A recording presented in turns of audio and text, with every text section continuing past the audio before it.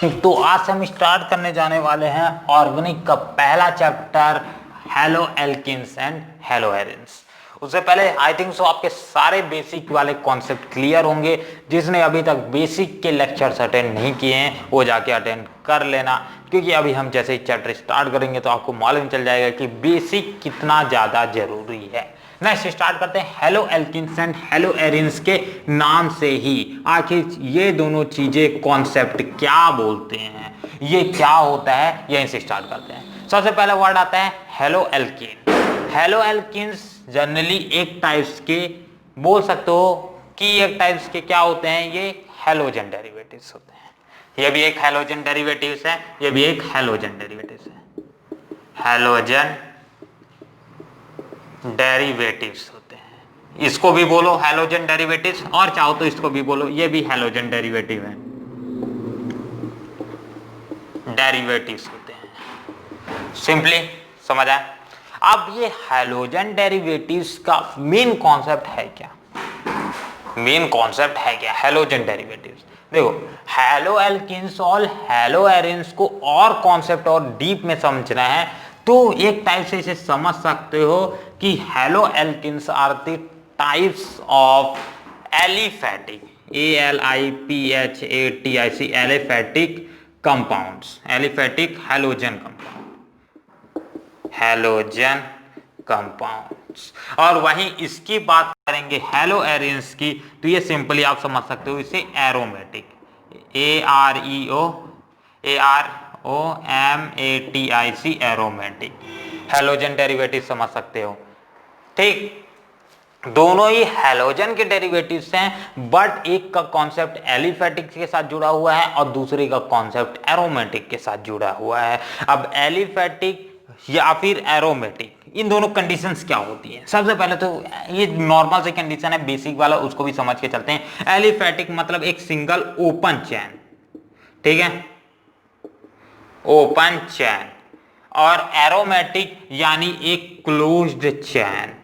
अब कंडीशंस भी हैं, कोई भी कंपाउंड एरोमेटिक कभी बनेगा जब वो 3 रूल्स को फॉलो करेगा, और वो 3 रूल्स मैंने बेसिक में बनाते हैं, फालतू को सारी बातें नहीं करेंगे, ठीक है। तो एक compound must be aromatic, aromatic होना चाहिए हेलो एरिन्स के लिए। अब हेलो एरिन्स अगर इन सब पे ऊपर अटैक मारते हैं और एक हाइड्रोजन को रिमूव करके अपनी प्लेस क्रिएट कर लेते हैं तो ये हैलोजन डेरिवेटिव्स के अंदर एरोमेटिक हैलोजन डेरिवेटिव्स क्रिएट कर लेंगे। सिंपली हेलो एल्किन्स को क्या और क्या बोला जाता है, alkyl halide, ALKYL alkyl halides बोला जाता है। और जो हमारे पास हेलो एरिन्स आते हैं उसे एराइल हैलाइड बोला जाता है, एराइल HALIDES हैलाइड्स बोला जाता है। क्लियर। एरोमेटिक एलोमेटिक हो गया, एरोमेटिक क्या हो गया, ठीक है, एलिफेटिक क्या हो गया, ये दोनों क्लियर है। एक बार फटाक से रिवाइज करें क्या, चलो। हैलोजेंस क्या होते हैं, हेलो एल्किन्स क्या होते हैं, एक टाइप के हैलोजन डेरिवेटिव्स होते हैं। ये हैलोजन डेरिवेटिव्स भी कौन से टाइप के डेरिवेटिव्स होते हैं, एलिफेटिक हैलोजन डेरिवेटिव्स होते हैं, मतलब एक टाइप के ओपन चैन होते हैं। वहीं ये भी हैलोजन डेरिवेटिव्स होते हैं, बट ये एरोमेटिक टाइप के होते हैं। एरोमेटिक मतलब क्लोज चैन जो क्रिएट करेंगे, ठीक है। इन दोनों में मेजर डिफरेंस ये है दैट इस दोनों, एक तो एलिफेटिक है दूसरा एरोमेटिक है, यही मेजर डिफरेंस है। इसे हेलो एल्किन्स को एल्काइल हैलाइड्स भी बोला जाता है और हेलो एरिन्स को एराइल हैलाइड भी बोला जाता है। तो एग्जाम में इस वर्ड से अगर आ गया ना, कॉमन नेमिंग करके दे दिया एल्काइल हैलाइड या फिर एराइल हैलाइड, तो कंफ्यूज मत होना, ठीक। चलो, तो ये अब एक चीज और, एक चीज इसका जनरल फॉर्मूला हम बना सकते हैं hello alkenes, but hello arenes का जनरल फॉर्मूला हम नहीं कह सकते कि एग्जैक्ट जनरल फॉर्मूला क्या होगा। देखो इसका जनरल फॉर्मूला CnH2n+1 और ये +X, ये आ जाएगा इसका जनरल फॉर्मूला। जैसे कि मैं C की जगह n की जगह क्या रख देता हूं, n=2 मान लेता हूं, तो C क्या हो जाएगा, C2H2 और एक 2 2 4, एक +5 5 और इंटू x, और X क्या हो जाएगा, X इज इक्वल्स टू अपना फ्लोरीन हो सकता है, क्लोरीन हो सकता है, ब्रोमीन हो सकता है, आयोडीन हो सकता है, यानी सारे के सारे हैलोजेंस हो सकते हैं, ठीक। बट यही केस फॉर्मूला हम सिंपल एरोमेटिक के लिए अप्लाई नहीं कर सकते, एरोमेटिक कंपाउंड्स के लिए। क्यों? एरोमेटिक कंपाउंड्स सिर्फ बेंजीन ही नहीं होता, एरोमेटिक कंपाउंड्स बहुत सारे और ऐसे कंपाउंड्स होते हैं, जैसे कि एक हो गया नॉर्मल बेंजीन, दूसरा आप 3 का स्ट्रक्चर वाला देख लो, ठीक है, 3 का, ये भी एक हो जाएगा, यहां पास कोई X पॉजिटिव प्रेजेंट है या फिर इसकी जगह क्लोरीन प्रेजेंट है, कुछ भी प्रेजेंट है, तो ये भी एक एरोमेटिक है। तो एग्जैक्टली इनके लिए मैं जनरल फॉर्मूला नहीं बता सकता, बट इनके केस के लिए ये जनरल फॉर्मूला आ जाएगा जो कि आप यूज कर सकते हो और फाइंड कर सकते हो। अब इन दोनों का एक कॉमन चीजें समझ के चलो, क्या कॉमन चीजें हैं, दैट हेलो एल्किन्स हो या हेलो एरिन्स हो, ये कॉमनली हम बोल सकते हैं हाइड्रोजन को रिप्लेस करके आते हैं। यानी अगर मैं एक सिंपल से नॉर्मल से कंपाउंड लगता हूं, CH C और यहां हाइड्रोजन है, यहां हाइड्रोजन, यहां हाइड्रोजन, यहां हाइड्रोजन, यहां हाइड्रोजन, ठीक। अब एक जगह से कहीं से भी ये हाइड्रोजन को रिप्लेस किया, इस हाइड्रोजन को रिप्लेस करके इसकी जगह क्लोरीन आ गया, तो ये क्या बना लेगा, एक यहां पास से हाइड्रोजन रिमूव किया, इस हाइड्रोजन की जगह क्लोरीन आ गया, अब ये क्या बन गया, एक हमारा हेलो एल्कीन बन गया। यहां भी सेम टू सेम होता है, सारी जगह क्या प्रेजेंट है, सारी जगह हाइड्रोजन, एक हाइड्रोजन प्रेजेंट है, हर एक एंड्स में, हर एक एंड्स में एक हाइड्रोजन प्रेजेंट है, मतलब ये सिंपली एक हाइड्रोजन को रिमूव किया होगा यहां से, और उस हाइड्रोजन की रिमूव करने के बाद वहां X जुड़ा हो गया। तो सिंपल बोल सकते हैं कि हेलो एल्किन्स और haloarenes are simply formed by replacement of hydrogen, hydrogen को रिप्लेस करके फॉर्म किए जाते हैं। तो ये बेसिक इंट्रोडक्टरी पार्ट था, आई थिंक सो। इसके बाद भी थोड़ा सा और देख लेते हैं बेसिक में इसका कितने टाइप के हो सकते हैं, ये देख लेते हैं। चलो इसका फटाक से स्क्रीनशॉट ले लो, हो गया। अच्छा, इसी में आगे बढ़ जाते हैं। अब बेसिक देख लेते हैं कि कितने टाइप्स के हो सकते हैं। देखो टाइपिंग के तो डिफरेंट क्लासिकल्स वेज में अपने डिफरेंट टाइप्स के हो सकते हैं। कैसे? एक एग्जांपल से देखो। अब यहां पहला टाइप अगर देखा जाए तो नंबर, कितने नंबर ऑफ हैलोजेंस प्रेजेंट है, नंबर ऑफ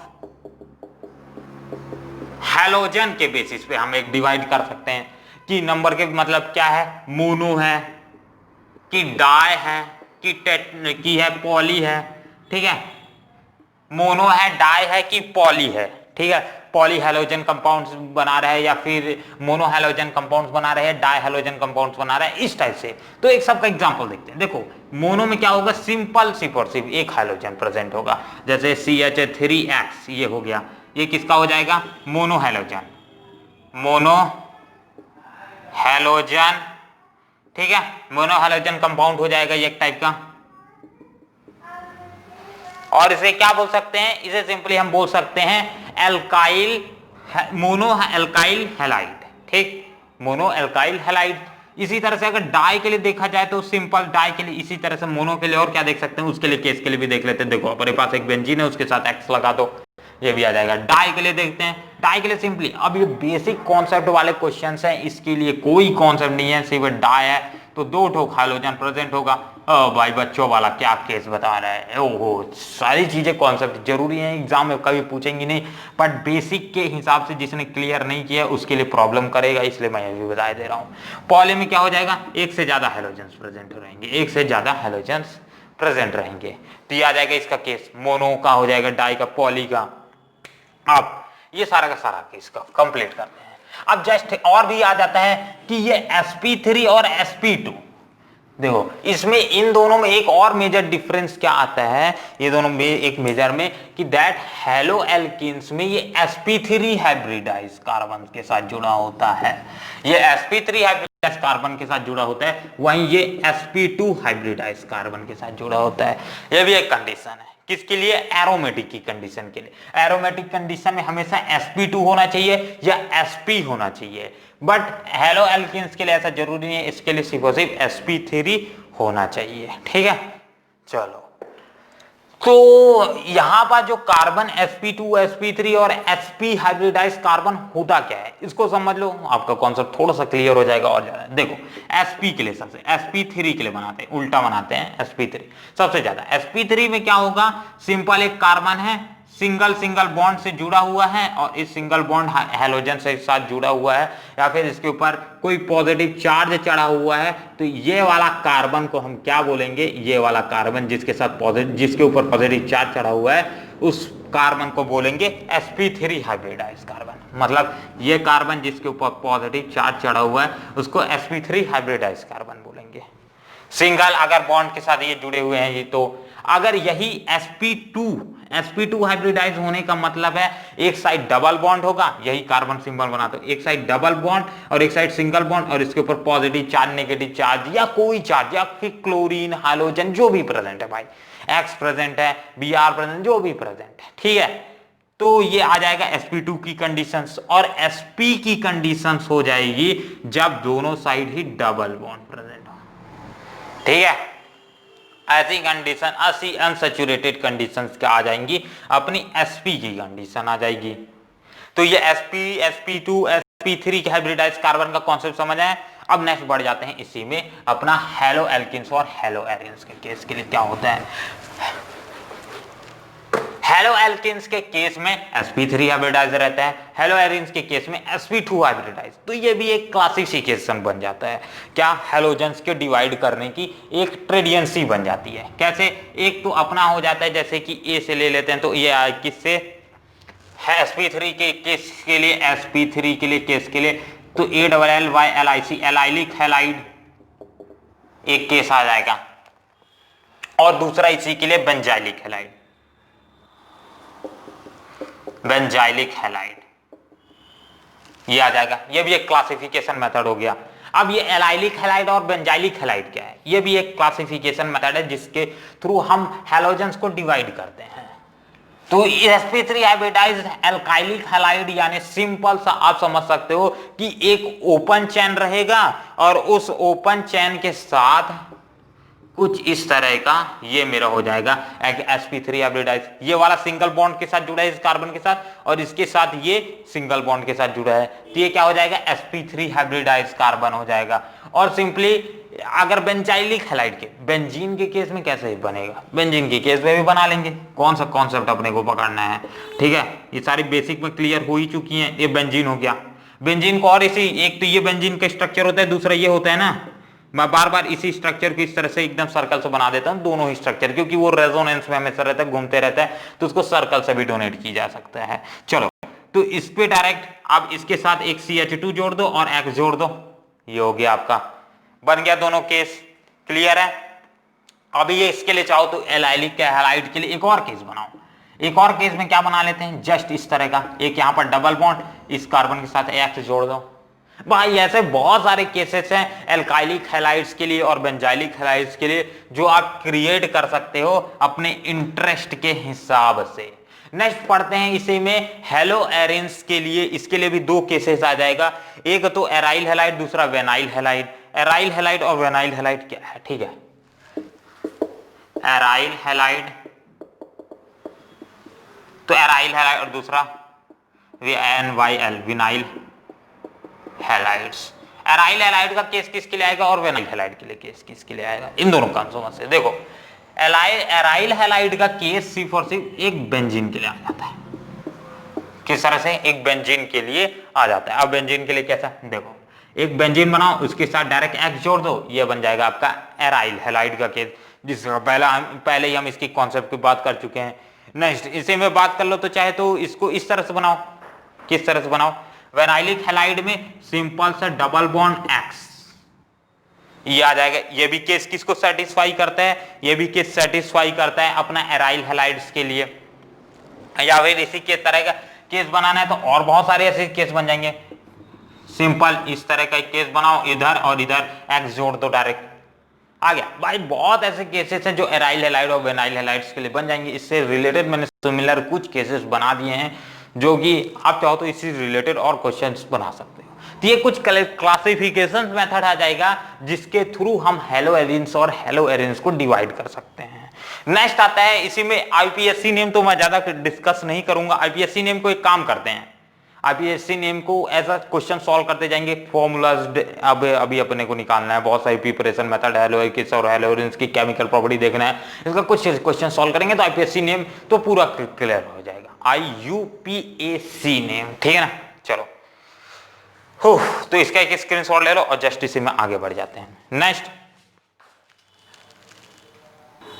चलो आगे बढ़, नेक्स्ट इसी में कॉन्सेप्ट पकड़ते हैं अपना प्रिपरेशन मेथड का और generally preparation of haloalkanes और हेलो एरिन्स, वही बोलना है मेरे को। वो उसको पढ़ाने से तो भाई आपको तो मजा ही आ जाएगा। अभी बोर लग रहा है क्या? बोर नहीं लगना चाहिए। ऑर्गेनिक स्टार्ट किया, जिसको ऑर्गेनिक बिल्कुल पसंद नहीं है ना, बस 15 दिन रुक जाओ मेरे चैनल पे, मैं यकीन दिलाता हूं आपको ऑर्गेनिक फेवरेट करवा दूंगा, इस तरह से बनवा दूंगा ऑर्गेनिक। बस आपको इसके लिए प्रैक्टिस अपनी तरह से करनी पड़ेगी भाई। 15 दिन मेरे को दे दो, 15 दिन में मैं आपको ऑर्गेनिक का गुरु तो नहीं बनवा पाऊंगा, but as a your favourite, one of the favourite series बनवा दूंगा इस साल की। मुझे भी कभी 11वीं में ऑर्गेनिक इंटरेस्टिंग नहीं, मैं और 11th का मेरे को भाई ऑर्गेनिक का बेसिक नहीं आता था। इसी साल का जो ऑर्गेनिक, जब मैं 12th स्टार्ट किया था तभी मैं पूरा का पूरा बेसिक क्लियर किया अपना ऑर्गेनिक का। सबसे पहले तो बेसिक क्लियर किया, मेरे ट्यूशन पे कराए भाई, मेरे को बहुत अच्छा लगा। ठीक है, सबसे पहले मेरा बेसिक क्लियर हुआ। बेसिक क्लियर हुआ जैसे मैंने वीडियोस पे आपको कराया ना, बेसिक सेम टू सेम वही है, उसी को तो मैंने पढ़ा था। ठीक, उससे मेरा बेसिस क्लियर हुआ, मैकेनिक्स किस तरह से सॉल्व किया जाता है, sp3 sp2 ये सब मैंने कॉमन चीजें 11th में नहीं जानता था भाई, ये सब फालतू की लड़कियों के चक्कर में होता था। चलो तो ठीक, तो ये सारा का सारा केस मैंने छोड़ा, दोस्ती के चक्कर 12th में छोड़ा और फिर लग गया भाई अपनी पढ़ाई पे। और फिर मैंने सिर्फ और सिर्फ ऑर्गेनिक, इनऑर्गेनिक, केमिस्ट्री पे, फिजिक्स पे और बायो पे ज़्यादा ध्यान दिया। बट मैंने एक गलती कर दी है, जो इन कॉमन सब्जेक्ट्स थे ना उनको भी ध्यान देना चाहिए था। जैसे हिंदी पे देता, इंग्लिश पे देता तो और ज़्यादा मेरे मार्क्स हो सकते थे, अच्छे आ जाते। पर चलो ठीक है, 80+ है, अगली बार ट्राई करेंगे और अच्छा लाने के लिए, नीट के लिए तैयारी करेंगे। उससे पहले स्टार्ट करते हैं अपना best topic, haloalkanes and haloarenes. Haloarenes में अपना नेक्स्ट टॉपिक है preparation method, preparation of haloalkane. Haloalkanes पहले कवर कर लेते हैं पूरा का पूरा, फिर हेलो एरिन्स में मूव कर जाएंगे। क्लियर है? चलो तो सबसे पहला प्रॉपर्टी डालो preparation method, from alcohol, from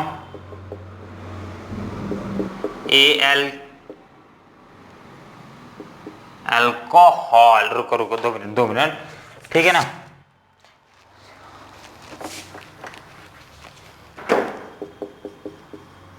alcohol, अब अल्कोहल से स्टार्ट करते हैं। अभी मैं बेसिक करा रहा हूं, ठीक है ना, इसमें थ्रू एक आध दो मैकेनिज्म समझा दूंगा। मैकेनिज्म हम ज्यादातर इनऑर्गेनिक मतलब इसके बेसिक पे कवर कर ले चुके थे, फिर भी मैं इसके कॉन्सेप्ट को ट्राई करूंगा आपको अच्छी तरह से। क्वेश्चन लेक्चर इसके जरूर अटेंड करना, क्वेश्चन पे जब ज्यादा से ज्यादा क्वेश्चन सॉल्व करोगे तभी आपका कॉन्सेप्ट क्लियर होगा, ठीक है ना। मैकेनिज्म का कॉन्सेप्ट, कन्वर्जन का कॉन्सेप्ट, ये सारा। तो इसके जस्ट बाद एक लेक्चर बनाऊंगा, एक लेक्चर के बाद जस्ट रिवीजन लेक्चर रहेगा, ठीक है, revision lecture plus question lecture. तो अल्कोहल के साथ प्रिपरेशन करते हैं। जस्ट मैं एक नॉर्मल ले लेता हूं, ROH ले लेता हूं, ठीक है, यानी एक नॉर्मल अल्कोहल ले लेता हूं और इसके कुछ प्रिपरेशन मेथड देख लेते हैं। पहला प्रिपरेशन मेथड, ठीक, किसके साथ करा दो? पहला प्रिपरेशन मेथड PCl5 के साथ, मेरा फेवरेट करा दो, ठीक है, फास्फोरस पेंटाक्लोराइड के साथ करा दो। फास्फोरस पेंटाक्लोराइड के जब RCl कराते हैं तो सिंपली ये बना लेता है मेरा RCl, ठीक, पर उसके साथ साथ POCl3 और आखिरी में HCl। अब ये सारा का सारा चीजें कैसे हुई, चलो इस सबको भी समझते हैं। तो ये सबको रब करो, मैंने CH3OH मान लो लिया, ठीक है, यही ले लिया। ये R के रेस्पेक्ट लिया तो R ले लो, चलो कोई बात नहीं, जैसा बनाए वैसे ही बनाओ, ठीक। अब इसका पूरा मैकेनिज्म सिखा देता हूं तुम आप लोग को। तो इसमें ध्यान रखना, बेसिक कवर नहीं किए हो भाई तो फिर मैं ज्यादा आपके लिए मेहनत नहीं कर सकता हूं, ठीक है, क्योंकि वो सारी चीजें यहां रिपीट कराऊंगा तो लेक्चर 1 घंटे की जगह 2 घंटा हो जाएगा, तो वो मुझे नहीं चाहिए। PCl5 नॉर्मल, तो PCl5 को जब हम ब्रेक करते हैं तो सबसे पहले ये ध्यान रखना जो अपने पास रिएजेंट्स हैं वो ब्रेक करेंगे, ठीक है। रिएजेंट्स ये अपने पास PCl है, तो इस तरह से अगर इसका स्ट्रक्चर बनाओगे तो कुछ इस तरह से स्ट्रक्चर बनाएगा। और कॉमन से समझाओ भाई मेरे को, और इस इजी एग्जांपल लो। चलो एक इससे भी इजी एग्जांपल लेते हैं, जस्ट इसके बाद देख लेंगे। ROH लो, उसकी रिएक्शन HX के साथ करा दो, इसको थोड़ा सा एडिशनल वे में बनाते हैं, HX के साथ करा दो, और तो ये आपको क्या दे देगा, RX दे देगा, और उसके साथ साथ H2O दे देगा। ये और आसान समझा रहा हूं, कलर चेंज करते हैं जस्ट 2 मिनट। हाँ, अब इसका मैकेनिज्म लिखो, MAC मैकेनिज्म। अब सबसे पहले तो क्या होगा, अपने पास जो भी अपने पास रिएजेंट्स रहेंगे, रिएजेंट्स, ठीक, तो अपने पास ब्रेक करेंगे। सबसे पहले तो यही रिएक्शन में पार्टिसिपेट करेंगे, H और X है तो ये ब्रेक करेगा। अब यहां पास H और X हमेशा ध्यान रखना, या तो हम क्लोरीन लेंगे तो या तो ब्रोमीन लेंगे, और X हमेशा इस चैप्टर में या तो क्लोरीन रहेगा तो या ब्रोमीन। कभी भी X को यहां फ्लोरीन मत समझना और ना ही आयोडीन समझने की कोशिश करना। ये मैं स्पेसिफिक होगा तो मैं अलग से बता दूंगा, बट हमेशा X जहां लिखूंगा क्लोरीन और ब्रोमीन का केस आप एग्जाम में भी क्रिएट कर सकते हो। मान लेते हैं यहाँ X है, ठीक है, X is equal to chlorine या ब्रोमीन, तो एक नॉर्मल से एग्जांपल कोई से ले लें, क्या ले लेते हैं, चलो इसकी जगह क्लोरीन लो, ब्रोमीन लो, जो भी लो, दोनों का एक ही केस बनेगा, क्लोरीन ले लेते हैं। तो क्लोरीन और हाइड्रोजन में सबसे पहला कॉन्सेप्ट क्या आ जाता है कि कौन ज्यादा इलेक्ट्रोनेगेटिव है, क्लोरीन ज्यादा इलेक्ट्रोनेगेटिव, तो ये अपने को तरफ बॉन्डेड इलेक्ट्रॉन्स को अपनी तरफ खींचेगा। अब ये जब बॉन्डेड इलेक्ट्रॉन्स को अपनी ओर खींच लेगा, ऐसा मतलब ऐसा होता है, यानी बॉन्डेड इलेक्ट्रॉन्स को अपनी ओर खींचना। बॉन्डेड इलेक्ट्रॉन्स को जब अपनी ओर खींच लेगा तो हाइड्रोजन के ऊपर पॉजिटिव चार्ज चढ़ जाएगा, क्योंकि इसके भी बॉन्डेड इलेक्ट्रॉन को ये खींच लिया है, और क्लोरीन के ऊपर एक एक्स्ट्रा नेगेटिव चार्ज चढ़ जाएगा, इस तरह से टूट जाएगा। अब जो कि ये एसिड है, HCl क्या है, एक एसिड है, तो एसिड में हमेशा फॉर्मेशन यानी पॉजिटिव और कैटाइनिक और एनाइनिक प्रोडक्ट्स बनाने के बाद इसमें से हमेशा पॉजिटिव यानी कैटाइनिक प्रोडक्ट ही अटैकिंग साइड बनता है, यानी H+ ही एसिड के केस के लिए अटैक, और बेस के लिए OH, और न्यूट्रल के लिए तो न्यूट्रल तो जनरली बहुत कम ही केसेस देखने को, न्यूट्रल देखने को ही नहीं मिलेगा भाई, ठीक है ना। फ्री रेडिकल का केस देखने को मिलेगा, तो उसको भी जस्ट इसी के बाद मैकेनिज्म सॉल्व कर लेंगे।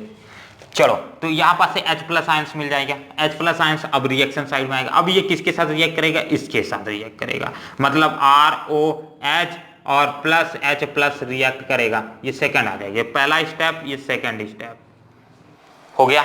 सेकेंड स्टेप में जस्ट ये H+ यहाँ पास है और यहाँ पास OH है, तो ये क्या करेगा, पोटेंशियल ग्रेडियंट क्रिएट करेगा। अब इसके थ्रू, अब ये यहाँ पास से जो इन दोनों में से R यानी क्या होता है, R यानी मैं कार्बन की कुछ सीरीज लिया होऊंगा, और कार्बन और ऑक्सीजन में कौन ज्यादा इलेक्ट्रोनेगेटिव होता है, तो oxygen is the most electronegative than carbon, क्योंकि ऑक्सीजन सेकंड मोस्ट इलेक्ट्रोनेगेटिव होता है पूरे पीरियोडिक टेबल भर में। तो जो इलेक्ट्रोनेगेटिव है उसके तरफ हमेशा बॉन्डेड इलेक्ट्रॉन्स खींचर के चले जाएंगे। तो इन दोनों में से कार्बन और ऑक्सीजन में कार्बन है तो बॉन्डेड इलेक्ट्रॉन कार्बन की ओर चले जाएगा। हाँ, आर मतलब कार्बन की कोई सीरीज होगी, कोई भी सीरीज हो, एक हो, दो हो, कोई भी हो भाई, हमेशा पार्टिसिपेट तो आखिरी वाला ही करेगा, तो एक ही कार्बन कंसिडर करेंगे। तो जस्ट इन दोनों में से ये जस्ट उधर साइड चला जाएगा, ठीक है, इलेक्ट्रॉन बॉन्डेड इलेक्ट्रॉन इधर साइड, और ये इसके साथ अब इसके ऊपर क्या, जो खींच लेता है, तो एज्यूम कर लो अपने दिमाग में, जो खींच लेता है उसके ऊपर क्या चार्ज चढ़ जाता है, नेगेटिव चार्ज। जो नहीं खींच पाता है उसके ऊपर क्या चढ़ जाता है, पॉजिटिव चार्ज। तो नेगेटिव पॉजिटिव क्या कर देगा, ये इसके ऊपर अटैक कर देगा, नेगेटिव पॉजिटिव किससे ज्यादा अटैक कर देते हैं, और ये क्या फॉर्मेशन कर लेगा, फाइनली इधर साइड अटैकिंग करने के बाद नेगेटिव साइन को कभी मत शो करना, जस्ट अब ये ऐसी है तो इसी तरह से ये H2O बना लेगा, और यहीं पास अपने पास बन जाएगा क्या, इसके ऊपर पॉजिटिव चार्ज चढ़ जाएगा, इसके ऊपर नेगेटिव चार्ज चढ़ जाएगा, ऐसे एज्यूम करने के लिए बता रहा हूं, ठीक है। क्या चढ़ जाएगा, इसके ऊपर पॉजिटिव चार्ज चढ़ जाएगा, इसके ऊपर नेगेटिव, पॉजिटिव नेगेटिव को अट्रैक्ट कर लेगा और ये H2O बना लेगा, और ये RH पॉजिटिव मिल जाएगा, RH पॉजिटिव मिल जाएगा, ठीक है, ये केस मिल गया।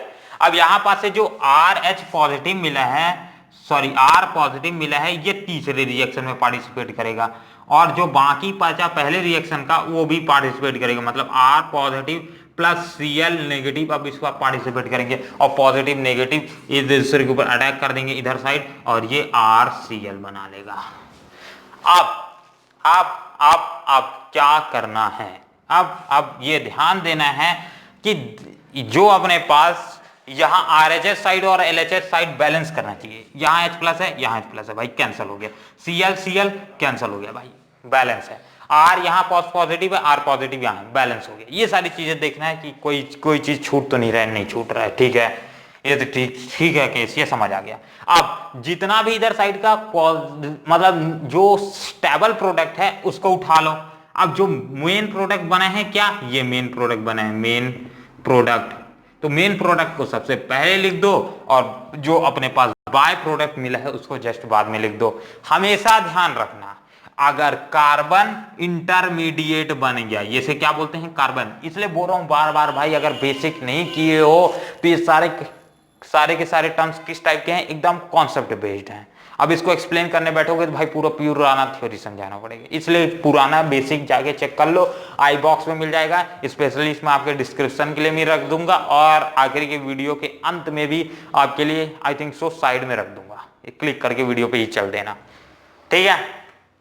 चलो तो अभी चले जाओ, ज्यादा बढ़िया रहेगा, ज्यादा से ज्यादा 2-3 लेक्चर ही हैं और इसको कंप्लीट करने के बाद इसको जरूर करो, ठीक है। चलो तो मेन प्रोडक्ट और बाय प्रोडक्ट, तो मेन प्रोडक्ट को पहले लिखो, बाय प्रोडक्ट को जस्ट बाद में बनाओ। अगर कार्बन इंटरमीडिएट बन गया है तो कार्बन इंटरमीडिएट ही हमेशा मेन प्रोडक्ट बनाएगा, तो यहां पास मेन प्रोडक्ट और बाय प्रोडक्ट, और ये हो जाएगा पूरा का पूरा मैकेनिज्म। इसी को बोलते हैं कार्बन की मैकेनिज्म, जो अपन को सीखने में कई वर्ष लग जाते हैं। जस्ट क्लियर, HD हो गया। आप बढ़ते हैं इसी में नेक्स्ट रिएक्शन में। जस्ट अब इसी का एक और जो अपने पास रिएक्शन है उसका भी मैकेनिज्म सॉल्व करते हैं, उसको भी छोड़े क्यों।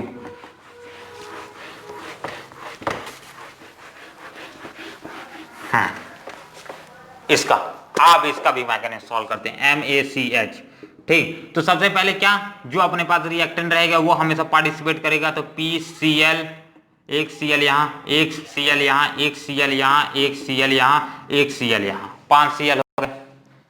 अब ये जो 5 Cl है इसमें से ये ब्रेक करेंगे। अब ऐसा जरूरी नहीं है कि फास्फोरस और क्लोरीन के बीच जो Cl टूट रहे हैं तो एक बार में एक ही टूटे। अब ये सारे के सारे क्लोरीन्स तो एक समान है, अब किसी के साथ भेदभाव तो मैं कर नहीं सकता, बट इस बार थोड़ा सा भेदभाव कर लेते हैं, आगे स्टेप में तोड़ देंगे, ठीक है। तो अभी मैं सिर्फ और सिर्फ तोड़ देता हूं एक, तो क्लोरीन और फास्फोरस से कौन सा ज्यादा इलेक्ट्रॉन, 15 वाला और 17 वाला। 15 और 17 में कौन सा, ये 15 ग्रुप का आता है और ये 17 ग्रुप का आता है। 17 ग्रुप वाले ज्यादा इलेक्ट्रोनेगेटिव होते हैं, ये अपने को ध्यान है। चलो तो छोड़ो ये सारे केस, तो ये ज्यादा इलेक्ट्रॉन बॉन्डेड इलेक्ट्रॉन्स को अपनी ओर खींच लेगा। तो ये फास्फोरस के ऊपर क्या पॉजिटिव चार्ज और 4 क्लोरीन का भार आ जाएगा बेचारे के ऊपर, और इसके साथ साथ एक क्लोरीन माइनस यहाँ पास इसको मिल जाएगा। क्लियर। चलो अब जो क्लोरीन माइनस और PCl4 यहाँ पास जो अपने पास ऐसे टाइप के प्रोडक्ट्स में जो नेगेटिव प्रोडक्ट रहते हैं वो हमेशा रिएक्टेंट साइड पे जाएगा, रिएक्शन साइड पे। क्लोरीन माइनस नेगेटिव है तो वो रिएक्शन साइड पे जाएगा, ROH, ठीक है, Cl माइनस। अब Cl माइनस जो कि यहाँ पास इन दोनों में ज्यादा एज रिएक्टिव है तो ये पहले अटैक मारने की कोशिश करेगा, Cl माइनस। अब जाओ, ठीक है, ROH और इन दोनों को ब्रेक करो। अब यहाँ पास से इसको भी थोड़ा सा करते हैं, थोड़ी सी अच्छी दिखे, यहाँ पास इसको हाइड्रोजन किस तरह से लिखा। अब इन दोनों में से बताओ R और O के बीच का बॉन्ड टूटेगा या फिर O और H के बीच का बॉन्ड टूटेगा। तो सिंपल सा केस है भाई, यहाँ पास क्या टूटेगा, यहाँ पास R और O के बीच का, क्योंकि यहाँ किस केसेस पे होता है, पोलैरिटी के बेसिस पे होता है कि किसमें कितना ज्यादा पोलर बॉन्ड बन रहा है। यहाँ पॉजिटिव का बन रहा है और यहाँ नेगेटिव का बन रहा है। यहाँ पास किसका, ये दोनों के दोनों ही नेगेटिव नेगेटिव होते हैं, तो यहाँ पास ऐसा ज्यादा बनने की कोशिश कर रहा है कि नेगेटिव नेगेटिव क्या एक दूसरे से अलग होने की कोशिश करेंगे। यहाँ पॉजिटिव नेगेटिव कभी एक दूसरे के साथ अलग होने की कोशिश करेगा, नहीं होने की कोशिश कर पाती। कार्बन भी एक टाइप का नेगेटिव प्रोडक्ट देता है और ऑक्सीजन भी एक टाइप का नेगेटिव एलिमेंट है, दोनों नेगेटिव नेगेटिव, तो यहाँ पोलैरिटी ज्यादा जनरेट होगी, तो बॉन्डेड इलेक्ट्रॉन्स जो कि ज्यादा इलेक्ट्रोनेगेटिव एलिमेंट होगा उसकी तरफ, तो ऑक्सीजन ज्यादा इलेक्ट्रोनेगेटिव है तो उसके तरफ टूट जाएगा, टूट गया, ठीक है। अब इसके ऊपर अब एज्यूम कर लूंगा तो इसके ऊपर क्या चार्ज चढ़ जाएगा, इसके ऊपर चढ़ जाएगा चार्ज नेगेटिव, एज्यूम करके चलना, लिखना नहीं है, ठीक है, एज्यूम, और इसके ऊपर क्या चार्ज चढ़ जाएगा, पॉजिटिव। अब जिसके ऊपर पॉजिटिव चार्ज चढ़ जाएगा उसके ऊपर अटैक मार देगा, ठीक। चलो तो ये क्या बना लेगा मेरा R और Cl, तो ये RCl और इसके साथ साथ OH माइनस बना लेगा। अब ये आ जाएगा, पहला स्टेप था, ये हो गया दूसरा स्टेप। अब जस्ट जाते हैं तीसरे स्टेप में। तीसरा स्टेप में जो अपने यहां पास नेगेटिव प्रोडक्ट है और जो यहां पास है उसको दोनों को लेगा, ठीक है। अब यहां पास आ जाएगा एक और केस, क्या केस आ जाएगा, एक और केस, दैट जो अपने पास PCl4 बने हैं। अब मैं सारे के सारे क्लोरीन के साथ गलतियां तो नहीं कर सकता, क्योंकि अपने पास जो क्लोरीन है, वैसे ये सारे के सारे स्टेप, ये वाला स्टेप और ये वाला स्टेप एक साथ मर्ज यहां देखने को मिलता है मैकेनिज्म, पर मैं अलग अलग करके दिखाऊं ताकि आपको समझ आए, ठीक है। एक ही साथ ये दोनों रिएक्शन देखने को मिलता है, ये वाला भी और ये वाला, क्योंकि ये Cl सारे के सारे एक साथ टूटते हैं। तो यहाँ पास एक ही बार में दो दो रिएक्शंस होती है, जो कि मैं आपको कंफ्यूज नहीं करना चाहता था इसलिए नहीं बताया हूँ, बट दोनों की रिएक्शन एक साथ होती है। देखो यहाँ पास क्लोरीन, अब यहाँ पास OH माइनस जुड़ेगा। अब जो जुड़ेगा तो यहाँ पास से क्लोरीन, क्लोरीन, ये सारे क्लोरीन के साथ मैं भेदभाव कर नहीं सकता, चलो करते नहीं है भेदभाव, ये सारे के सारे तोड़ो, ठीक है। अब उससे पहले यहाँ पर जब ये क्लोरीन टूटेगा, यहाँ पॉजिटिव और नेगेटिव जब पोटेंशियल ग्रेडियंट क्रिएट होंगे, तो यहाँ पास से क्या, एक क्लोरीन और टूटेगा। देखो ये कैसे स्टेट में जाएंगे, ये कोई भी एलिमेंट कब टूटता है, जब उसे और स्टेबिलिटी गेन आगे मिल जाए, ठीक है। तो PCl5 और PCl3 इन दोनों में ज्यादा स्टेबल कौन सा होता है, तो स्टेबिलिटी के मामले में PCl3 ज्यादा स्टेबल होता है। तो ये PCl5 ब्रेक हो करके PCl3 में कन्वर्ट होना चाहेगा, तो एक और क्लोरीन को यहां से रिमूव करेगा, क्लोरीन को और यहां से रिमूव करेगा, और PCl3 की स्टेट में, भाई स्टेबल स्टेट में मैं आना चाहूंगा, तो ये क्या करेगा, एक यहां पास से Cl के पॉइंट में बॉन्ड, अब यहां पास से यहां भी पोटेंशियल ग्रेडियंट क्रिएट होगा। अब कैसे क्रिएट होगा, देखो इसके ऊपर किसके ऊपर नेगेटिव चार्ज है, ये ऑक्सीजन के ऊपर नेगेटिव। अब यहां पास हाइड्रोजन और ऑक्सीजन के बीच में बॉन्ड बने हैं, अब ये हाइड्रोजन और ऑक्सीजन के बीच का भी बॉन्ड टूटेगा, क्योंकि इस क्लोरीन के आ जाने से। अब मोस्ट इलेक्ट्रोनेगेटिव क्लोरीन और ऑक्सीजन में, ज्यादा इलेक्ट्रोनेगेटिव कौन है, क्लोरीन और ऑक्सीजन में ज्यादा इलेक्ट्रोनेगेटिव ऑक्सीजन है। बट होपफुली अगर बात की जाए इस रिएक्शन के हिसाब से, तो यहां पास Cl है, यहां पास हाइड्रोजन है, ठीक है। यहां पास कभी बॉन्ड टूटेगा, क्योंकि ये ज्यादा स्टेबिलिटी गेन कर सकता है अगर ये फास्फोरस के साथ रिएक्शन कर जाए तो, ठीक। तो यहां पास क्या हो जाएगा, ये यहां पास से ऐसे टूट जाएगा, और इसके ऊपर क्या, फिर से एक नेगेटिव चार्ज चढ़ जाएगा, एक और नेगेटिव चार्ज, और इसके ऊपर एक पॉजिटिव चार्ज। ये क्लोरीन और ये क्लोरीन एक दूसरे के साथ रिएक्शन करा के क्या फॉर्मेशन कर लेंगे, HCl फॉर्मेशन कर लेंगे, और उसके साथ साथ ये P और ये O, इसके ऊपर दो पॉजिटिव चार्ज अभी फिलहाल के लिए चढ़ जाएंगे, जब ये क्लोरीन भी हट जाएगा, और ये एक क्लोरीन पहले से ही पॉजिटिव चार्ज चढ़ा है, एक क्लोरीन और हट गया तो एक और पॉजिटिव चार्ज चढ़ जाएगा, और इसके बाद दो नेगेटिव, इसके बाद दो पॉजिटिव, तो ये क्या बना लेगा, P डबल बॉन्ड O और Cl3, यानी POCl3 बना लेगा। और जो यही मैं लिखा हूं POCl3, और यहाँ RCl, ठीक है, RCl सबसे शुरू में ही बन गया था अपने पास, RCl, फिर POCl3, HCl, ये वेपर फेज में मिलेगा ना, इस कंडीशन में वेपर फेज में मिलते हैं, क्लियर। चलो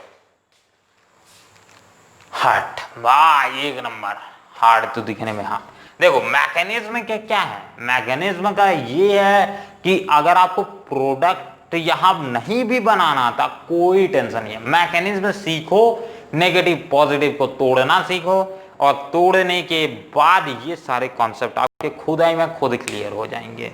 यहां पास से मैंने तोड़ा, अब इसको मोस्ट स्टेबल स्टेट कितना, PCl5 का PCl3 में कन्वर्ट होता है, तो यहां पास से एक और क्लोरीन हटना चाहेगा, बार बार एक एक करके हटाया हूं, बट ये सारे के सारे ये क्लोरीन दो ठोक एक ही साथ हट जाते हैं, ये ध्यान रखना, दो क्लोरीन एक ही साथ हट जाते हैं, और चाहो तो 5 के पांचों क्लोरीन को हटा सकते हो, बाद में वो 3 क्लोरीन वापस इसके साथ जुड़ जाएंगे। तो उससे सारे के सारे कंजट को ना लेने के कारण मैं एक पहले क्लोरीन हटाया, फिर बाद में एक और क्लोरीन हटा दिया, ठीक, इस रिएक्शन को स्टेबलाइज करने के लिए। तो ये इसका स्क्रीनशॉट ले लो, और होपफुली ये वीडियो आपके लिए क्लियर मन है। बस इस वीडियो के लिए इतना ही रखते हैं और मिलते हैं अगले वीडियो पे। हाँ, अब वीडियो के आखिरी आ चुका है, जो अपना हमारा लेक्चर को कवर नहीं किया तो भाई यहाँ पास क्लिक करके जरूर प्रीवियस लेक्चर कवर कर लें। ठीक, डिस्क्रिप्शन में भी लिंक मिल जाएगा, डाउनलोडेड लिंक जो कवर करके आ चुके हैं उनके लिए वेरी वेरी धन्यवाद इस वीडियो को देखने के लिए। और मिलते हैं अगले वीडियो पे जहां हम इसी से रिलेटेड कुछ और प्रिपरेशन मेथड देखेंगे, क्योंकि अभी प्रिपरेशन मेथड शुरू हुई है, खत्म नहीं हुई है। धन्यवाद, जय हिंद, जय भारत।